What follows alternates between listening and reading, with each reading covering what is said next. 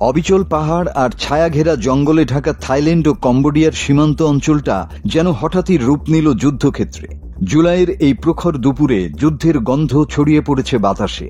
হঠাৎ কি হলো যে রীতিমতো সামরিক বিমান গোলাবারুদ নিয়ে লড়াইয়ের ময়দানে নামল শান্ত দুটি দেশ? মাত্র 4.6 কিলোমিটার সীমান্ত এলাকায় কি এমন আছে জানিয়ে দশকের পর দশক ধরে বিরোধ চলে আসছে এই দুই প্রতিবেশীর মধ্যে? এই প্রশ্ন অনেকের মনেই জেগেছে, আর এর উত্তর কিন্তু লুকিয়ে আছে 900 বছর পিছনে। কম্বোডিয়ার দানগ্রেক পাহাড়ে অবস্থিত 900 বছরের পুরনো প্রিয়াবিহার মন্দির। এটি শিবের মন্দির। খামের রাজত্বে তা তৈরি হয়েছিল। প্রায় 15 শতক পর্যন্ত আধুনিক থাইল্যান্ড, ভিয়েতনাম এবং মালয়েশিয়ার অনেক অংশ শাসন করত খেমার সাম্রাজ্য। এই মন্দির থেকেই আবার 95 কিলোমিটার দূরে রয়েছে তা মন্থাম মন্দির। 1200 শতকে তৈরি হয়েছিল এই শিবের মন্দির। শুধুমাত্র কম্বোডিয়ার বাসিন্দারাই নন, থাইল্যান্ডের মানুষরাও এই মন্দিরে পূজা করতে আসেন। 1863 সালে ফ্রান্স যখন কম্বোডিয়াকে উপনিবেশ বানায়, তখন একাধিক চুক্তির মাধ্যমে থাইল্যান্ড বাতামবং, শ্যাম রিয়াপ সহ একাধিক অঞ্চলের নিয়ন্ত্রণ ছাড়তে বাধ্য হয়। 1907 সালে ফরাসিরা যে মানচিত্র তৈরি করে, সেটি আজকের সীমান্তের ভিত্তি। কম্বোডিয়া যখন ফরাসি আধিপত্য থেকে স্বাধীন হয়, তখন দুই দেশের মধ্যে সীমান্ত তৈরি হয়। তবে তা নিয়ে বিতর্ক বিবাদ ছিল অনেক।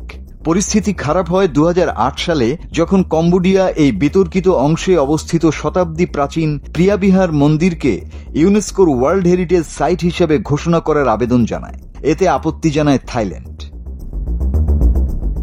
1962 সালে ইন্টারন্যাশনাল কোর্ট অব জাস্টিস কম্বোডিয়ার পক্ষে রায় দেয়। থাইল্যান্ডের সেনা প্রত্যাহার করতে বলা হয়। 1954 সালের পর যা যা মূর্তি সরিয়ে নিয়ে যাওয়া হয়েছিল তাও ফেরত দিতে বলা হয়। থাইল্যান্ড প্রথমে এই সিদ্ধান্তে রাজি হলেও পরে দাবি করে যে সীমান্ত নির্ণয়ে ভুল হয়েছে। বৃষ্টিতে ধুয়ে গিয়েছিল সীমান্ত লাইন। তবে ইন্টারন্যাশনাল কোর্ট অব জাস্টিস সেই দাবি খারিজ করে দেয়। এই নিয়ে দুই দেশের মধ্যে সংঘাত চলছে দীর্ঘ সময় ধরে। তবে এবারের মতো ভয়ঙ্কর সংঘাত সাম্প্রতিক ইতিহাসে কখনো হয়নি। দ্বিতীয় দিনের মতো সেখানে গর্জে উঠেছে বন্দুক, কাঁপছে মাটি। সবশেষ খবর অনুযায়ী প্রাণ হারিয়েছে অন্তত 32 জন। তাদের মধ্যে 15 জনই থাইল্যান্ডের নাগরিক। নিহতদের অধিকাংশই ছিলেন নিরীহ বেসামরিক মানুষ। আহতদের সংখ্যা 46 ছাড়িয়েছে, যাদের বেশিরভাগই সাধারণ জনগণ।